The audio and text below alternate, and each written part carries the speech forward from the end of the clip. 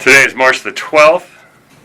My name is Bill Burton. I'm here with Rick Schulze in Lock Haven, Pennsylvania, in Rick's office, doing oral history for the History Project of Central Pennsylvania. Rick, do I have your permission to interview you? Yes. Okay. I've got some questions here. We'll just kind of walk through them. Okay. First, let's start with just your basics, your name and a little bit about your family and where you grew up. The full name is Frederick Schulze, and I go by Rick.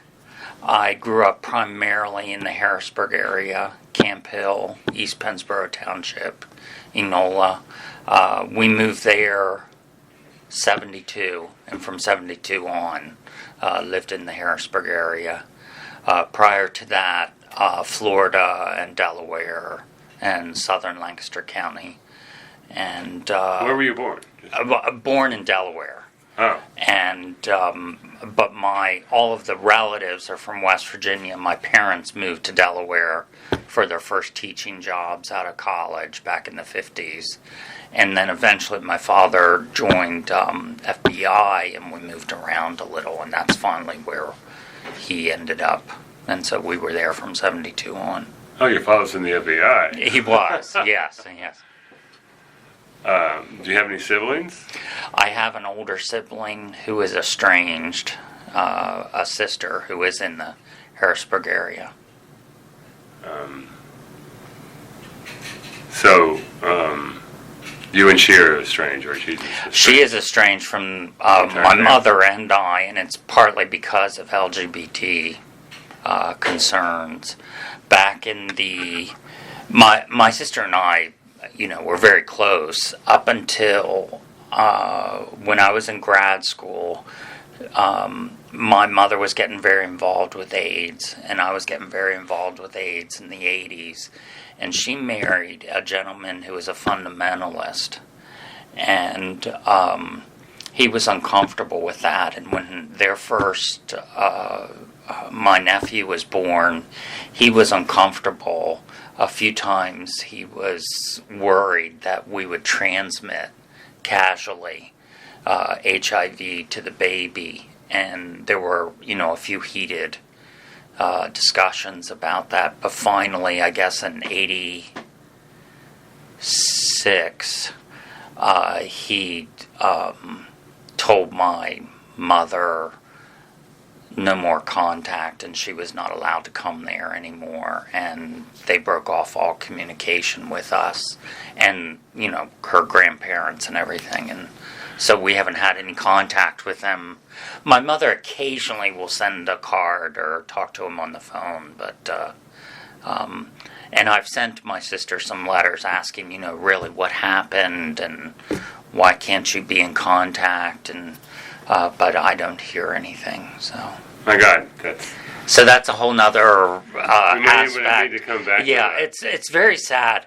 It's crushed my mother totally because she hasn't seen her grandson since '86, and she finally contacted him. It might have been the last 4 or 5 years. And he didn't even know he had an uncle, and he thought his grandmother was dead. That's what the parents, my sister and my brother-in-law, said. And she said, "Have you been getting all my birthday gifts and Christmas gifts?" And he said, "No." Apparently what they do, because she often would send checks and money, is that they would say it's from them. They would cash the checks and give him the money and say the money was from him or from them. Huh. So it's a weird, very unfortunate story. I have no idea if my mother even talked about that in the interview, but it's been devastating to her. And my sister was very close to her grandmother, my mother's side. I mean, that was kind of her We spent summers down in Ohio and West Virginia with them all during our childhood, up until our teens. And, my grandmother was the first one who bought my sister a miniskirt, like in 1969 or 70. Yeah. She did all those kinds of things for my sister. My sister, when my grandmother died in Harrisburg, this would have been mid-90s, my mother called my sister, her daughter, and said, your grandmother died. Do you want the information of where to come for the funeral? And she said, what do you want me to do about it? And hung up. Huh. So, That's just, that's a very tragic portion of our story. well, we might want to come Yeah, back okay, to that. okay, 'cause yeah. it's like you, so you grew up in Harrisburg. Yes. Where did you, I'm not sure where we would go with this. I went to East Pennsboro High School. What high school did you go? This was your education, high school and college. I went to East Pennsboro High School in Enola. Yeah. And I had come out to my parents in junior high. So you knew early on? Yes, Did you very always early. know you were gay? Always knew. And just didn't really have that label until, late elementary school and middle school. And I think what brought it to the surface is I was watching TV one night, and there was a documentary by David Frost? Who was the talk show? Like when was this held? Probably 73 or 4. And you were how old, probably? I would have been 14, maybe. Yeah. 13 or 14. There was a documentary by one of the popular talk show hosts about, back then they called it VD, venereal disease in the gay community. Yeah. And, they called it a homosexual community at that time. And it was all about the bathhouses and all the gay people were interviewed over like a filter, and it was a very dark and dismal documentary, and very depressing. I remember watching it and thinking, oh my God, this is awful. Yeah. It basically was saying, all gay men were just having sex everywhere and spreading diseases, and this is what they're doomed to the rest of their lives. And I remember, I was only 13 or 14, thinking, oh my God, this is awful. Yeah. And so it was sometime around there that I was talking with my mother, and I don't even remember the specific conversation that brought it up. And I said, oh, I'm gay, although I think I used the term homosexual. And she, thankfully, was very neutral. Wasn't one way or the other. It was just like, did you have some questions about it? What can I... Wow. That what kind a of wonderful thing. mother. She was very... she wasn't really committal one way or the other. It was just kind of generic of, what can I help you with something about... Had you had a sexual experience with another boy? Boys in the neighborhood by then, but not any older. It wasn't until high school that... But you had a same-sex experience? Yes. Several of them. And I think what helped is both parents... my father had started out a phys ed teacher, and I can remember him, even before I got into middle school, he had sort of the sex talk with me about contraception and intercourse and that kind of thing. And I also remember another TV show, I think it was like an after-school special, about some girl becoming pregnant.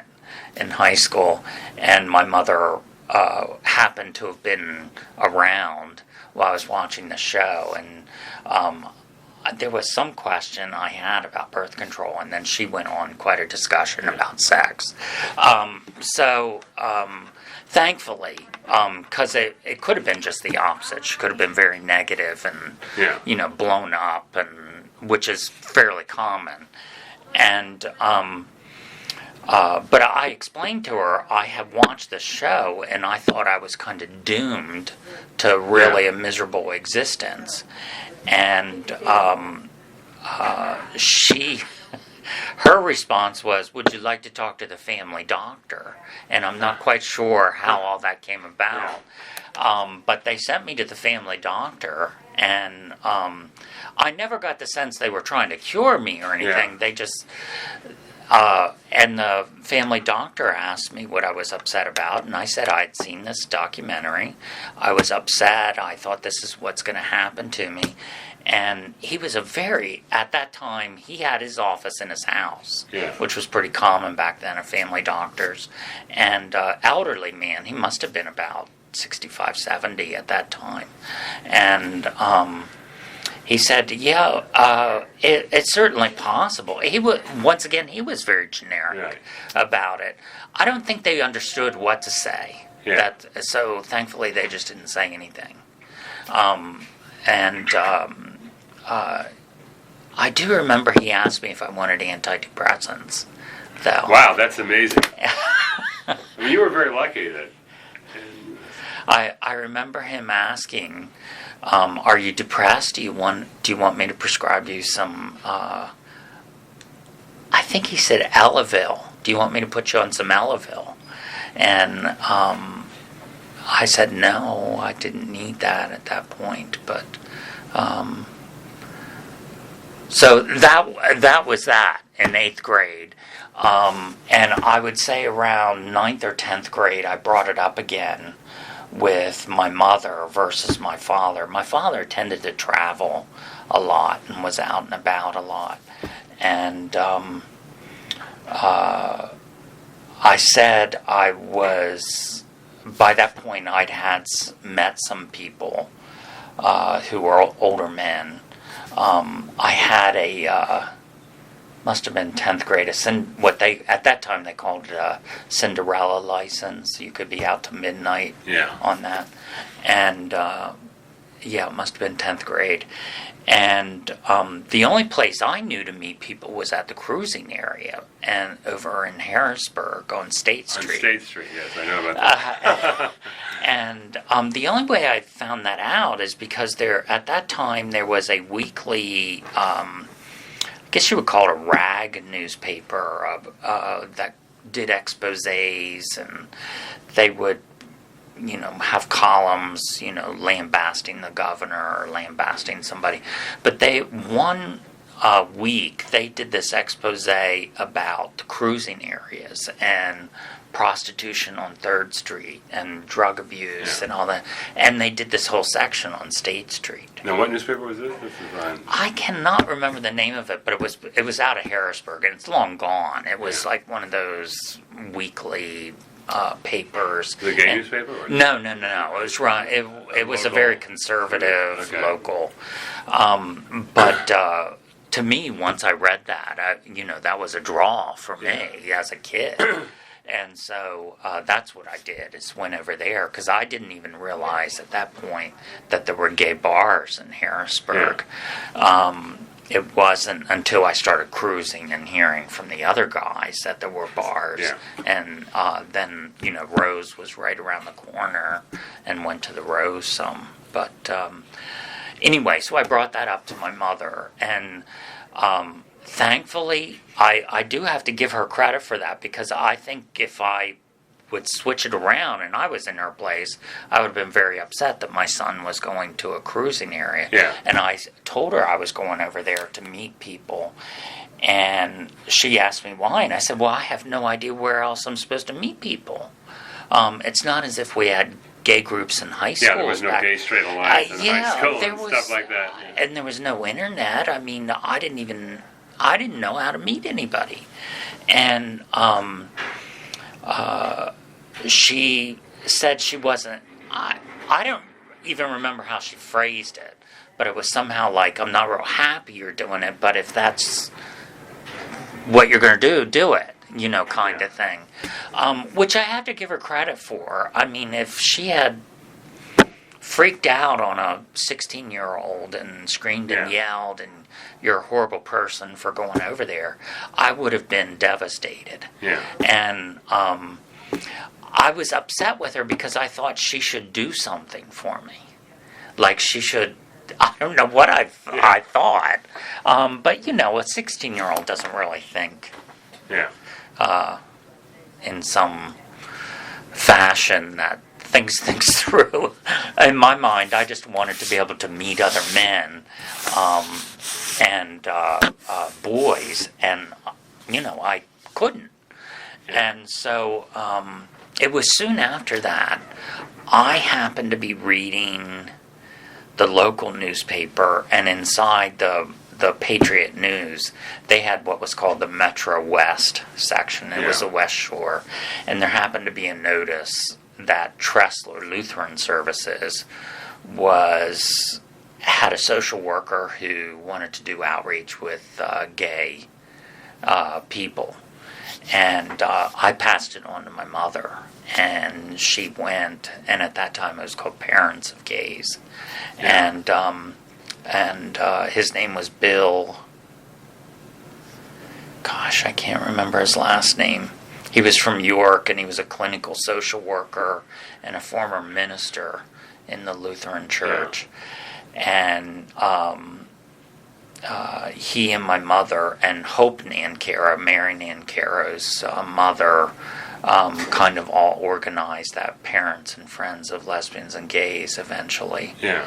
And that actually was, I think, her saving grace, because it really focused her energy on feeling like she was doing something for her family. And, and it was a saving grace for me because it, helped educate her. That was part of a national organization. It was. So they heard about that. Yes. Yeah. And they eventually got connected. And she and I went to New York together one time during college to go to a gay pride march. When you were in college? Yes. Let me just did you need to make a fun? Yeah, let me just respond to this.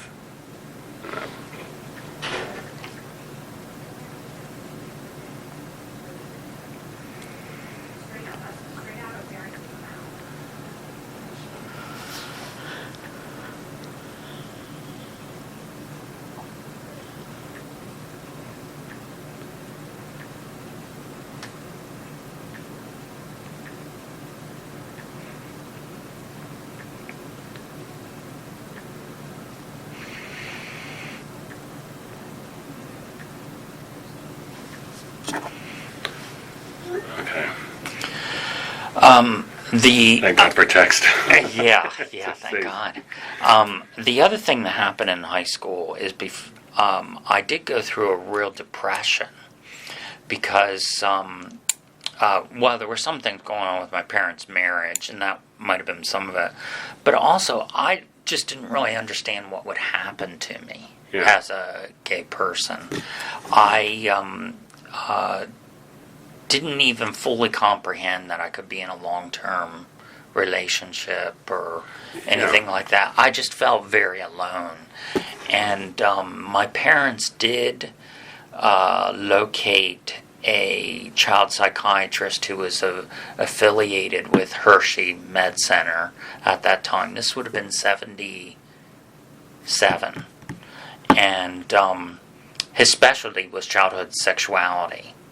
And they sent me to a few sessions with him, and his office was in Hummelstown, and I remember asking him, I said, I'm pretty sure I'm gay, maybe I'm something bi, I have no idea. And he said, basically, his message was, don't worry about it, it's all going to work out. You may be bi, you may be gay, who knows? That's going to happen. You're young. Basically, he was saying that everything's going to be all right. He wasn't anti. He wasn't. Yeah. So I think I went to maybe 2, maybe 3 sessions with him. He was an MD psychiatrist. He prescribed an antidepressant I was on for a while. It was interesting to hear him say that to me.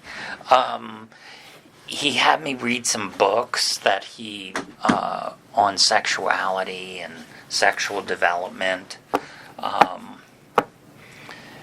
We talked about fantasies a little, that kind of thing. And he basically said, you might be in a relationship, you may not. And basically he was telling me the truth. Yeah. Some men do end up in relationships, but some end up single. So, you were really fortunate with the parents. Yes. I was very fortunate because both parents. Now, I do have to say my father was much less supportive than my mother. He didn't go to PFLAG. Yeah. Do you need to respond to that?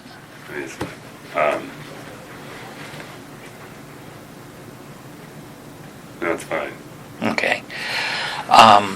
He never was anti, but he never was supportive either, I guess. Yeah.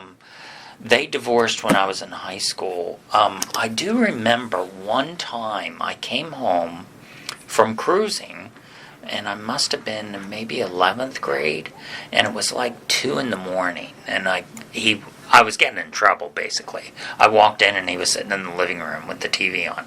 And I didn't get yelled at, but he said, you can't be out this late. And we didn't know where you were. And he said, I'm guessing you were over at State Street. And I said, yeah, I was. And he said, you really need to be careful over there. I can tell you that, you could be murdered, you could be raped, all kinds of things. And that was really the only time that he ever talked to me about that. But anyway, so I graduated. I went to Little Mansfield University up in North Central PA. Yeah. And I did, along with a few of my friends, we organized a gay organization, and this would have been 1980. And we did not, per se, get opposition from the student government or anything. We got plenty of funding to bring in speakers and that kind of thing. But some of our members, including myself, how'd you get your funding from the school? From the student government. Legitimate student we organized, had a constitution. It was the first gay group there at that time. But what was it called? Mansfield Gay Alliance. Okay. And this would have been 80, 81. But some of our members were terribly harassed, including myself. I got a few phone calls saying they were going to kill me. Other students? Yeah. One time I was walking through, it's Mansur Hall, which is similar to a student union, and there were a group of football players, and they, a couple of them hawked spit right on me. Huh. There was a member of our club named Walt, who, a really nice young man, but he was kind of the stereotype, real small, art major, real feminine. And we never could figure out who it was, and the university said they couldn't either. Somebody put lighter fluid under his dorm door and lit it on fire, which is not just harassment. I mean, that could have really hurt him. Yeah. So that was kind of a scary time for all of us up there. How many members did you have? We only had about 6 or 7. Yeah. So we were very small. But the school only had like 2,500 students, so it was only... proportionally, that's still...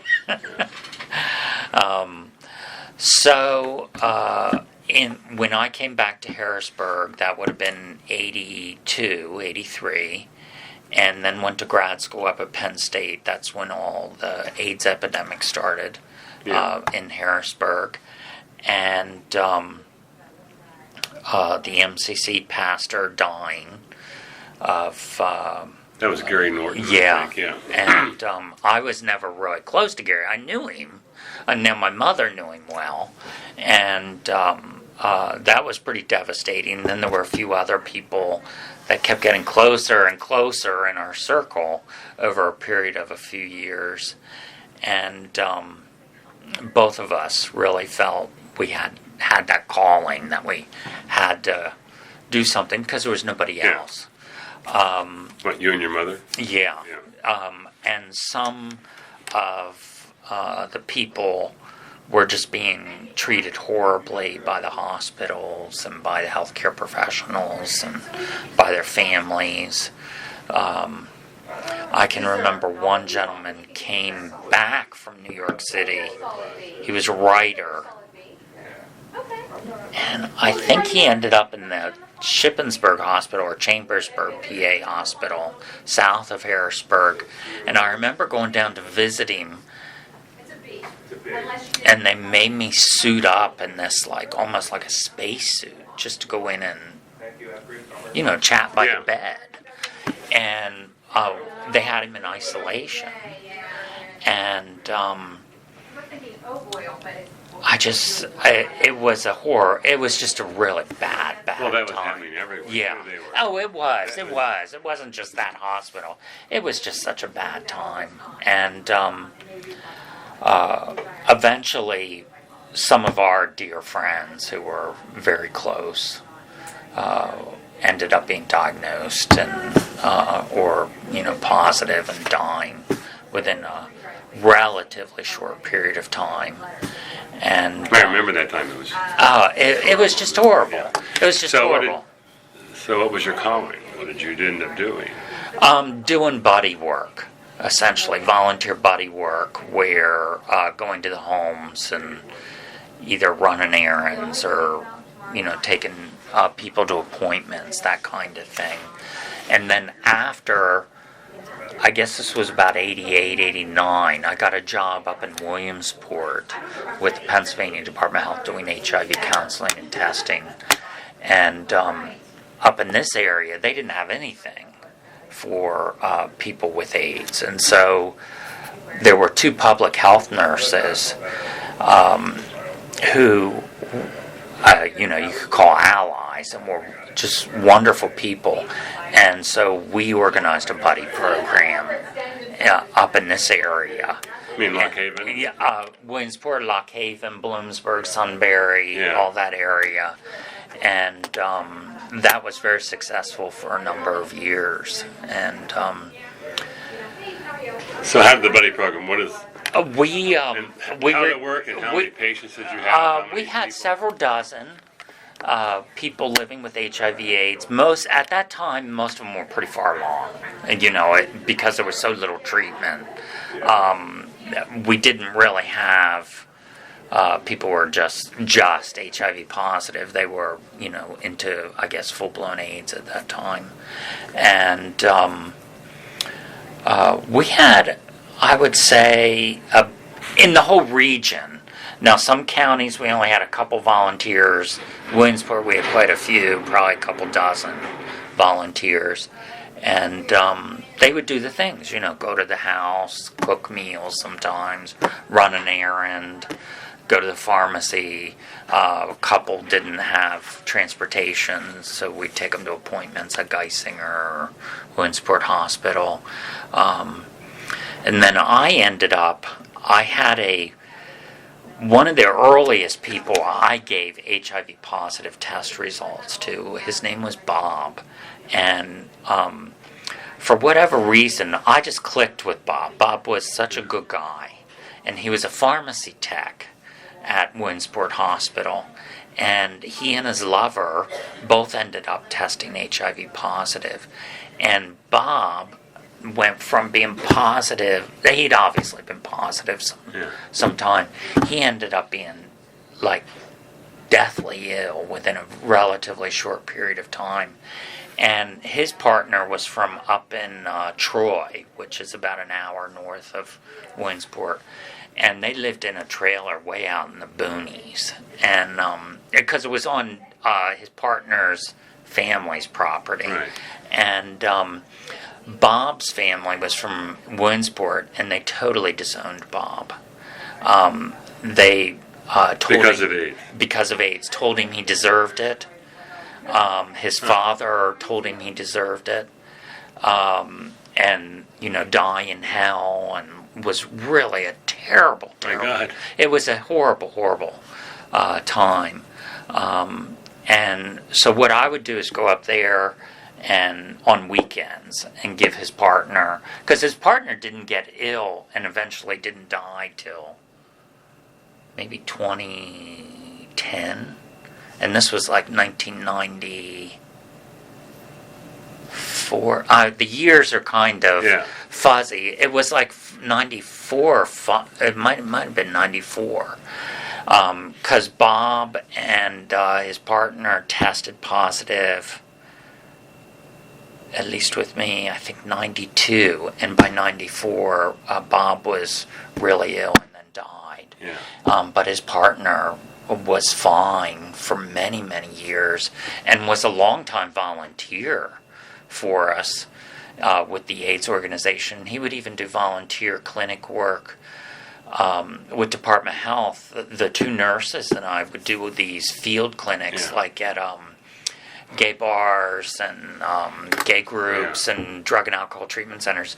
And he would come and kind of be like the quote-unquote secretary. He would just, check them in and say, they'll be with you in a few minutes. Would you like to read a pamphlet or, that kind of stuff. And he was they were such a good pair. I don't understand why that happens, but that was a terrible, terrible time. So in the early days of the crisis, because I think there's the early days and then it became manageable. Yes. So let's look at the early days when you were involved with, first of all, did the people was it hard to find volunteers, people to help, because of the fear surrounding? In Harrisburg? Anywhere. Okay, in Harrisburg it was not hard to find volunteers. But out here, because of the fear out of the here, were you afraid? I was never afraid, no, because I knew better. I did the reading. But some of the counties up here, it was hard to get volunteers, whereas other counties it wasn't. Because they were afraid of getting the disease just by being around. That was some of it, and I think just general homophobia, and by that time it was also people in recovery from substance abuse or were active users, and we would sometimes go out and do educational programs, and you would still get that blaming people, saying, well, they did this to themselves type thing. Were most of the cases, were they gay, or was it because At the of beginning drug? it was gay. But then by mid-90s, late 90s, up here anyway, it was drug-related. And now it's a mix of everything, So in the beginning it was gay. Yeah. So how many cases?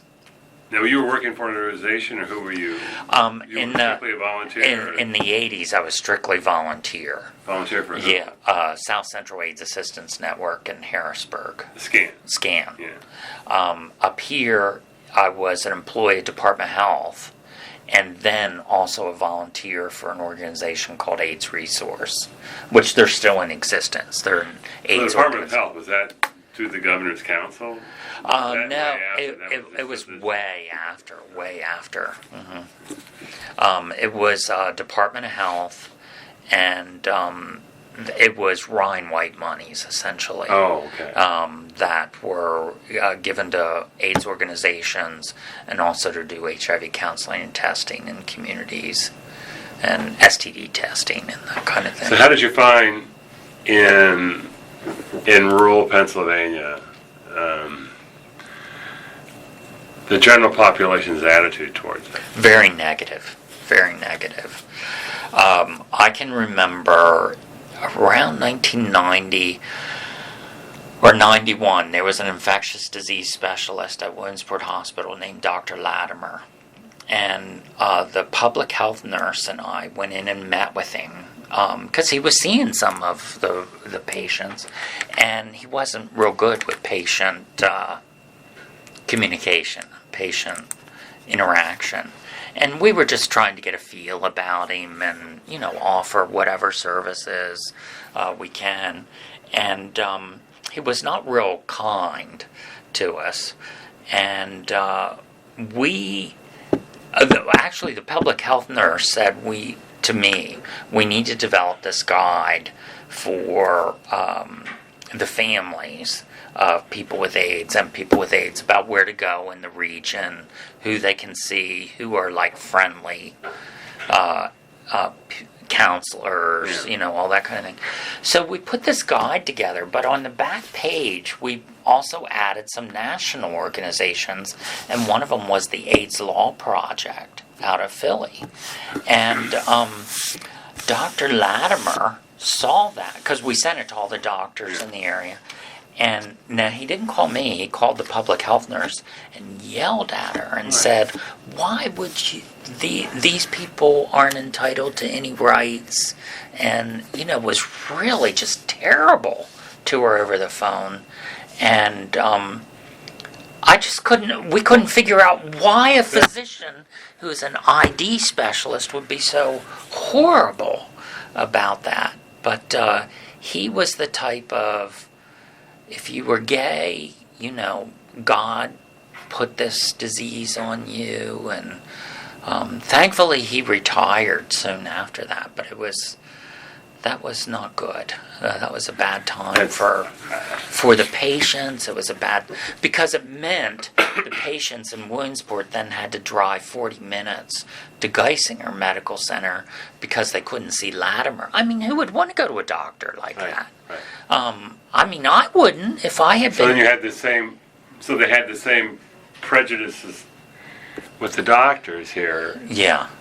I mean, did you ever go to Philadelphia or a large urban area to see the difference? Oh, yeah. I mean, so you could make a comparison. Oh, yeah, there was a big difference. This was not happening in large urban areas if you were gay, if you had AIDS. However, I do have to say Geisinger has always been a great facility, even for, gay people. Geisinger is in Danville, which is, from here, it's almost an hour. Yeah, that's an hour. Yeah, it's an inconvenience to get there. And it's one of those big regional hospitals, and, a children's hospital and everything. But still, a 40-minute drive or an hour drive, it can be a burden for a lot of people to get to that center.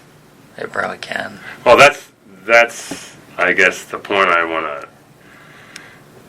to understand for those people that suffered in the AIDS crisis during the crisis time of what they went through. I mean, not only what they went through, but the volunteers went through. Extreme versus isolation in a rural area versus a large urban area. Well, not extreme. That having AIDS has an easy time. Nobody was having an easy time, but I think it was much harder for people in these rural counties because it's not as if they were in a neighborhood or something where there might be somebody around the corner. Their buddy, their volunteer may be 45 minutes away. Their doctor an hour away. Do you think the volunteers knew that they had it harder? The volunteers in the rural areas? No, I don't think so. They just did, because they all had grown up in this area. They were used to that kind of attitude. Yeah, I think so. I think it's a big difference of the importance religion plays in this region versus if you went to Philadelphia or Pittsburgh. Still today, as Meaning? that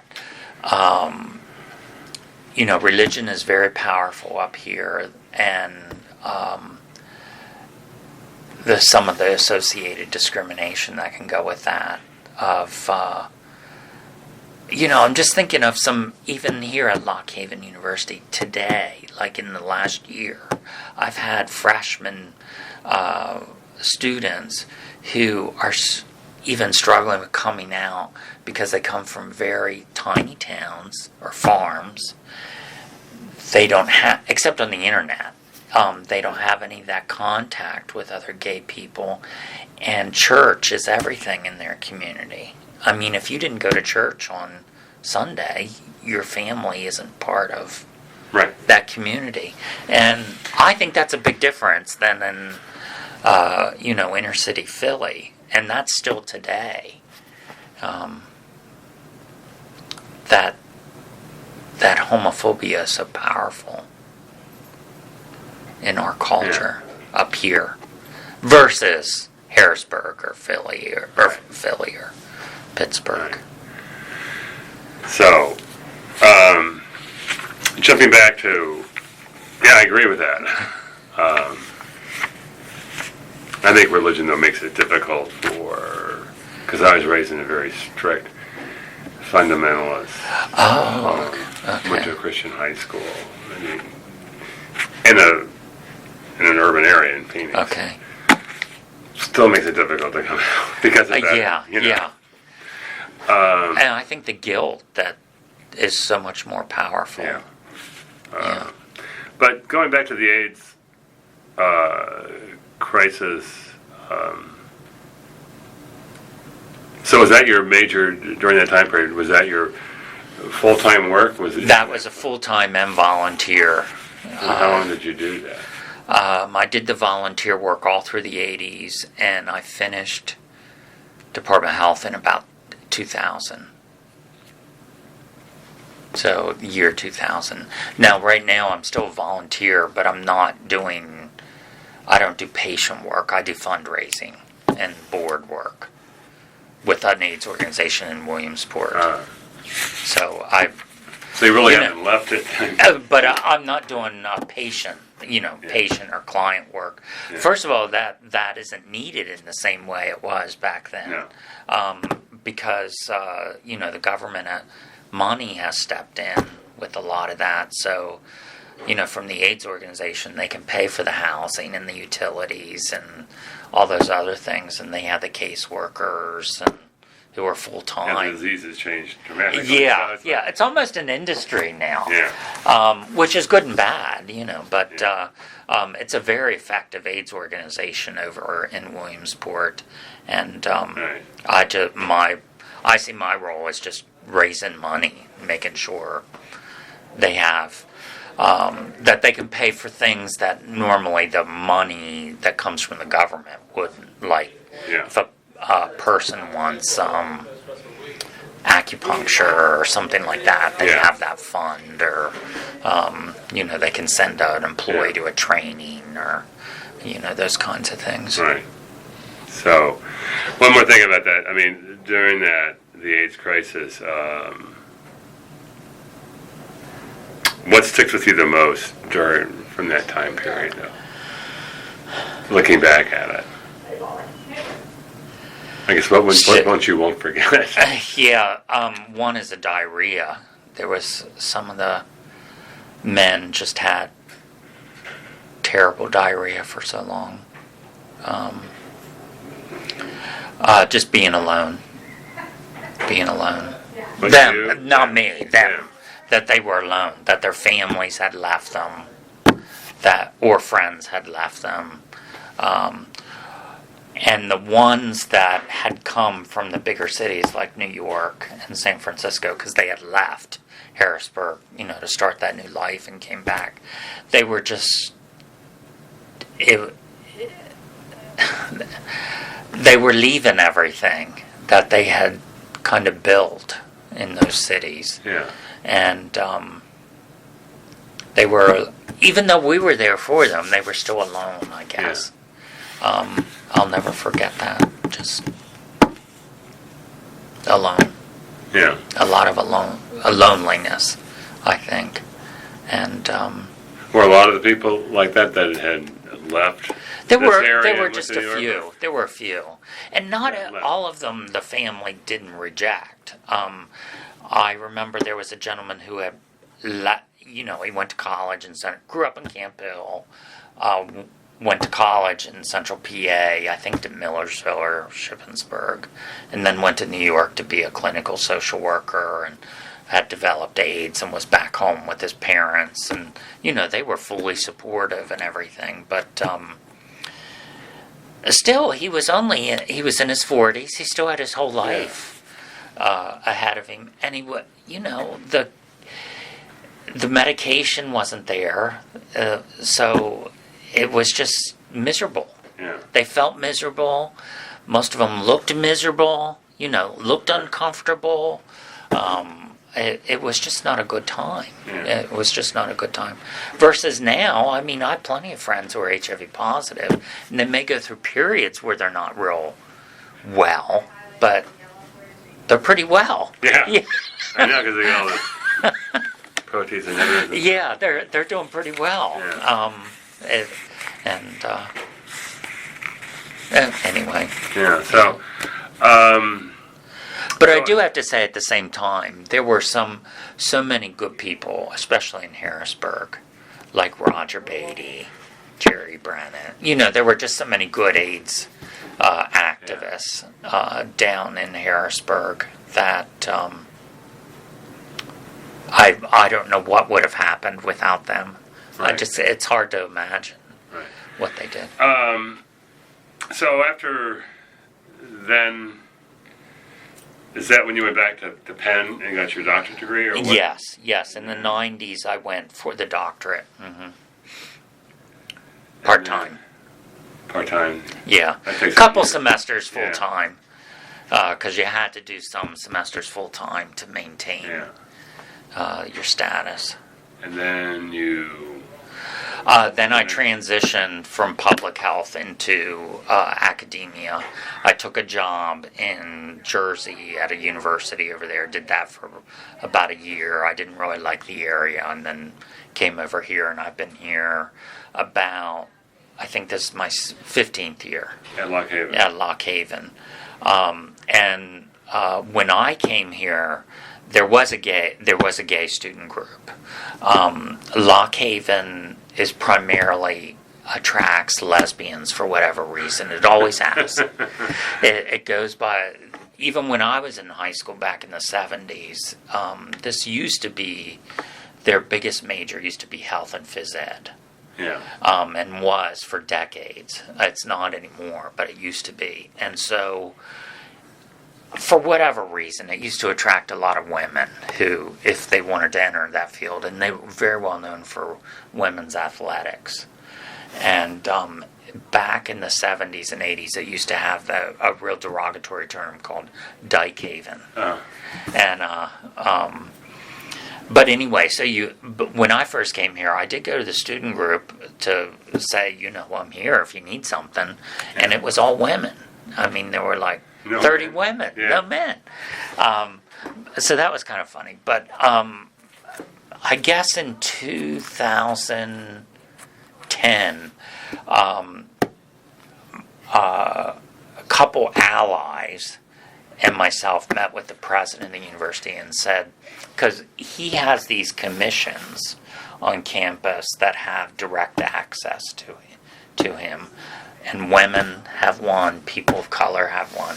And so we approached him and said, we need one for LGBT affairs. And he did agree. And so we're funded, and we have, developed non-discrimination policies. Now there's a preferred name policy, gender-neutral restrooms in every building. We get speakers on campus, that kind of thing. So we feel good about that. And this there are only about 4,000 students here. Yeah. And so I saw that on the website. Yeah, so we're, it's a start. It's a start. We do have a women and gender studies minor, and part of that commission, we started some LGBT courses and LGBT studies, which I think is good for a tiny college in here. I wish there was more, but we're budget problems just like everywhere else. It is not the most welcoming campus, though. I've been walking across campus, and this was about it, maybe a year and a half ago. I was walking across campus, and a car went by, and some guys yelled out, "Faggot." Now, I don't start every class with, "Hi, I'm Rick, I'm gay." Yeah. But I think because I'm on the website and stuff, some people know that. Yeah.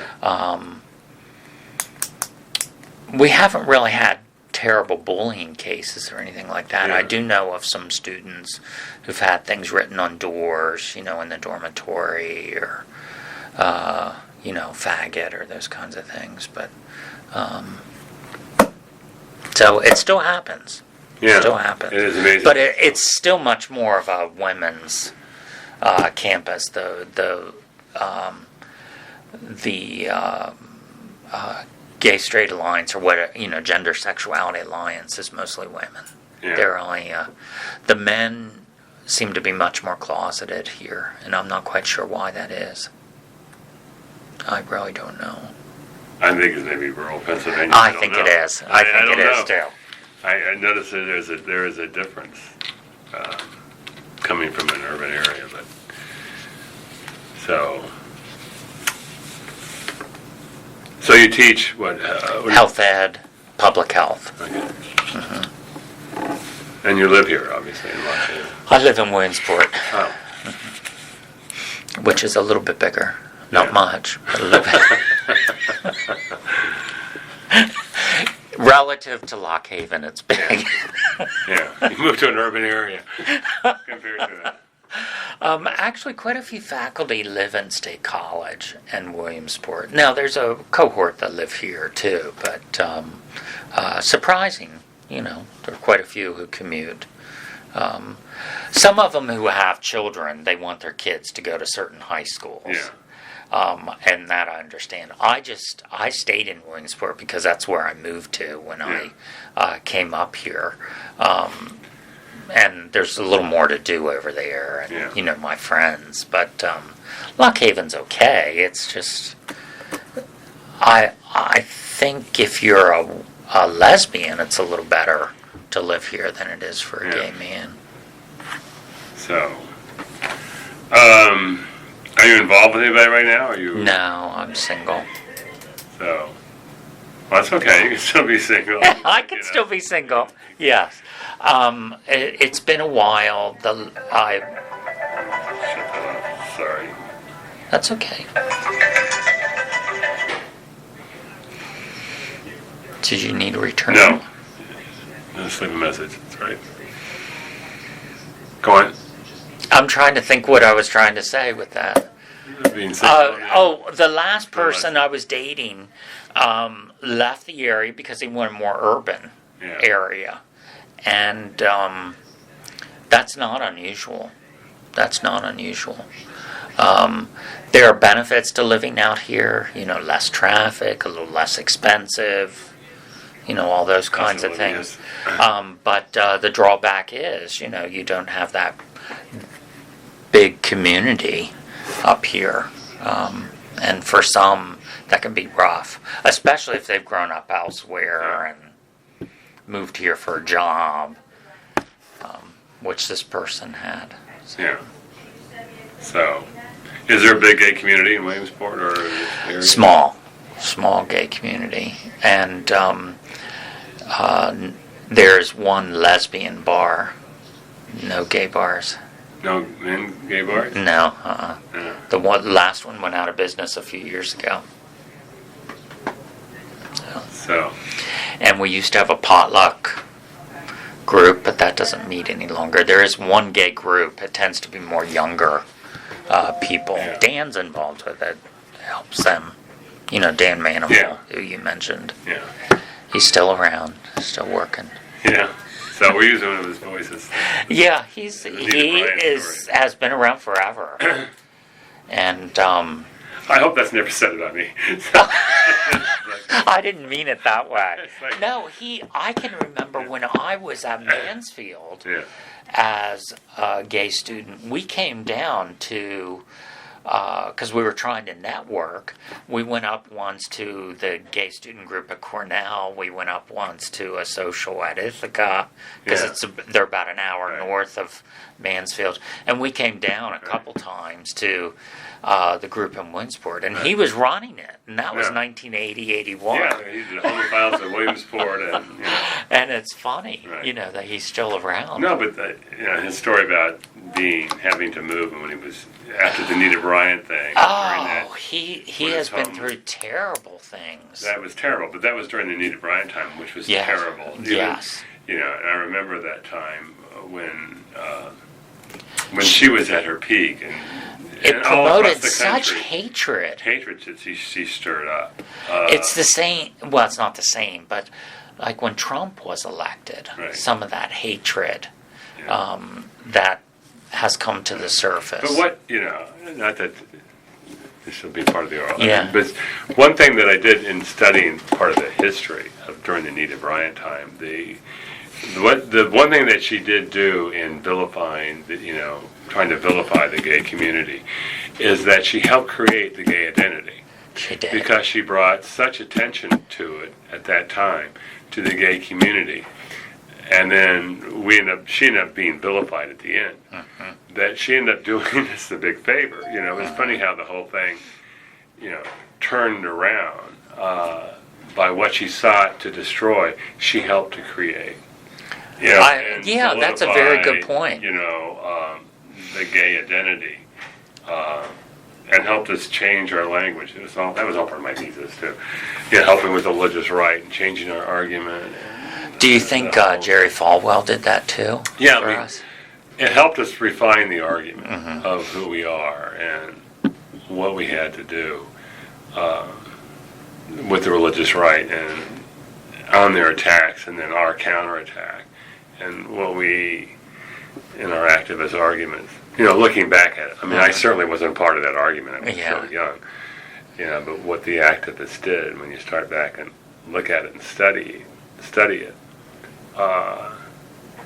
it really helped shape the movement.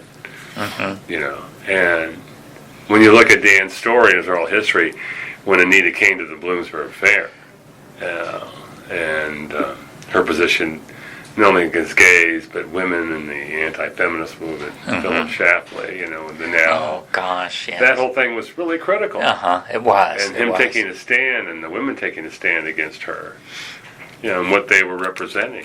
I mean, even though they were doing it, she was doing it all across the country and getting people all revved up. So Dan made an important contribution back then, so. He did. That's what's in the book. It's like, I'm glad he's getting that. that. He needs that notoriety to somebody to say this is somebody who has really made a difference up in this area. Because I'm not sure. I think some of the people who've been around a few decades understand that. So. Like if you even look, the march next month in D.C. that he organized a bus to go down from Williamsport. And that's somebody, I mean, I don't know if that would have been done without him there. No, that's important. I mean, I think that is. So, but I love, your story about the AIDS crisis back then. Because I think today, even young people today, AIDS, they forgot what AIDS was like. And it really changes you after you go to so many services, memorial services and funerals. It really does. It does. It really. I lost a lot of friends. Yeah, it's never the same. It really isn't. No.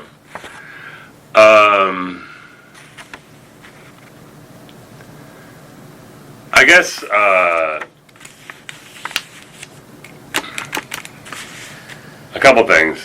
Just looking, what just recapping a couple things. What were the important events or turning points in your life, looking back? If you want to recap. Coming out to parents. Yeah. In college, starting the Mansfield Gay Alliance, and getting threatened. At that time, that kind of galvanized me.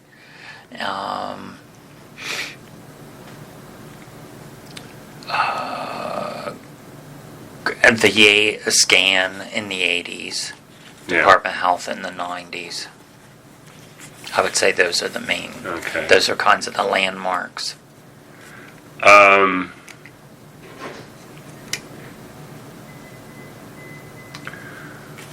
So, and what changes have you seen in your lifetime? Well, the marriage was one. Yeah. That's phenomenal. Just a lot more general acceptance overall. Or at least, maybe it's not all acceptance. They're less visibly hostile. Because I can remember going with PFLAG to speak at universities and churches in the 80s, especially early 80s.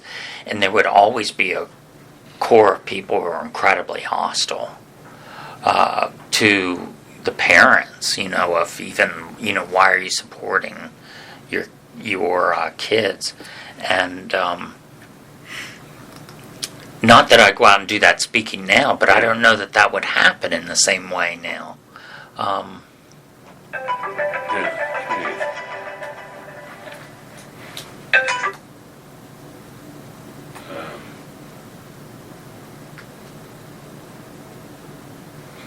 You're very popular. Yeah. Sorry. That's okay. The money that's with the AIDS organizations now that wasn't there. Yeah. A lot more institutionalized LGBT kinds of things that weren't there a few decades ago. Yeah. Protections, those kinds of things. So, did we miss anything? I don't think so. Trying to think before I let you turn this thing off. Is that what you were looking for, you think? Yes. Mm-hmm. Some really good stuff in there. Some very Sure. good and some sad. I never am quite sure how to handle my mother when she starts. She gets very discouraged, and every once in a while will start crying about my sister. Yeah. And especially at holidays, I have a feeling there'll be something this weekend because of Mother's Day, which I obviously do for her, but I can't believe that. I mean, I think that. I don't know about the AIDS thing. I mean, you were working. Was your mother a volunteer too? For yes, oh, very much so. Uh-huh. I think that had to be the fundamentalist I guess. fear of the AIDS transmission. I don't know. And her husband, they're still involved in religion? As far as we know. I think that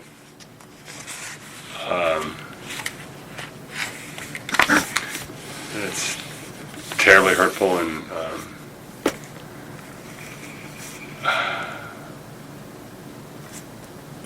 It kind of casts a shadow over our family. Yeah. It still does, and it's something that I'm not even sure how to handle with my mother. So, one thing I want to ask you about your mother, when she was involved with PFLAG, there was because they firebombed her door or something. Were you there then? I was at grad school then, and she had testified during hearings at City Council on they were going to pass the Human Relations Ordinance at that time, or they were debating it, and so. For the city of Harrisburg? Yeah, for the city of Harrisburg, non-discrimination. And if you testified, you had to state your full name, full address, because they wanted to make sure you were a city resident if you were testifying. And so she lived in an apartment building at that time on 2nd Street in Harrisburg, and she testified, and then in the Patriot News it listed her name and address, which she didn't mind. But what happened then is, at the corner telephone pole was one of those, how you can call the fire department to that corner. You know how in cities they have those. And so that kept getting pulled one night. And so the fire company kept responding. And I think after the third or fourth time, what had happened then is somebody had gone in the lobby. And there was a dental office on the first floor. He owned the building. And they had piled a bunch of Bible tracts by the door that went up to the apartments. And there were 3 apartments, and she was in the first floor. Then there were 2 other women who lived in the building. And they set the Bible tracts on fire. And I don't know how it happened that somebody saw it or pulled the alarm then, who was, in the neighborhood, and the fire company, put it out. But they said they were so fortunate that it was put out, because those Bible tracts could have burned up the door and up the stairwell to these apartments. And the fire chief thought it probably had to do with her name being in the paper. Surprisingly, I don't remember my mother being, terribly upset by it. But maybe she was trying to appear stronger to me. But she used to get a lot of hate mail at that time. When she would speak, and Hope Nankara, Mary Nankara's mother, because it was really the 2 of them who did, I would say, the majority of the speaking during the late 70s and the 80s, and were on media, TV and stuff. And she often got Bible tracts in the mail, saying she was going to burn in hell, or her son was going to burn in hell, or both of us were going to burn in hell. And now that I look back, I wish we had saved all that, because it would be interesting to look at all that. But she got some really vitriolic letters in the mail over the years. Now, she got some just the opposite, that were, how she helped them through their son or daughter and their coming out. I mean, I can't even count the number of late night calls when, I was home, that, a parent would call her all upset. And, parents were doing terrible things back then. I can remember one parent, or these parents even got a court order that their son couldn't step foot on the property. Like the day he came out to them, they threw all his stuff out on the lawn and said, "Get out." And he wanted to come back in. They called the police, and then ended up getting a court order to prevent him from coming back in. And after a while, then somehow they connected with my mother, and I can remember my mother spending a lot of time on the phone with them, and they eventually came around. But